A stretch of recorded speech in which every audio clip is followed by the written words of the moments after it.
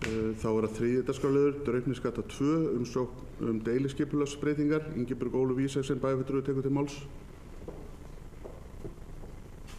Forseti, ágætu bæjarfulltrúar. Þetta 5. liður í fundargerð skipulagsráðs frá 15. mars síðastliðnum. Rögnvaldur Harðarson leggur inn fyrirspurn fyrir hönd Jóhann Rönning HF hvort leyfi fáist til að byggja viðbyggingu við hús númer 2 við Draupnisgötu. Skipulagsráð heimilaði umsækjanda að leggja fram tillögu breytingu á deiluskipulagi. Tillagan unnin af Rögnvaldi Harðarsyni hjá Rögg Teiknistofu. Einungis að ræða minniháttar stækkun á byggingarreit sem fyrir hækkun veggja langhliða og hækkun á nýtingarhlutfalli 0,1. Þetta breyting sem varðar Akureyrarkaupstað og lóðarhafa.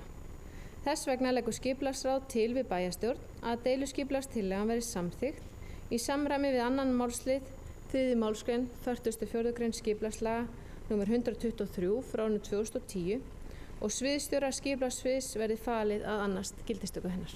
Takk. Ingibjörg Ólöf Ísaksen, bæjarfulltrúi, hefur lokið máli sínu og orðið laust. Það sem enginn hefur kastað ljóðskráningu til atkvæðagreiðslu. Þeir sem geta samþykkt vinsælast gefi merki.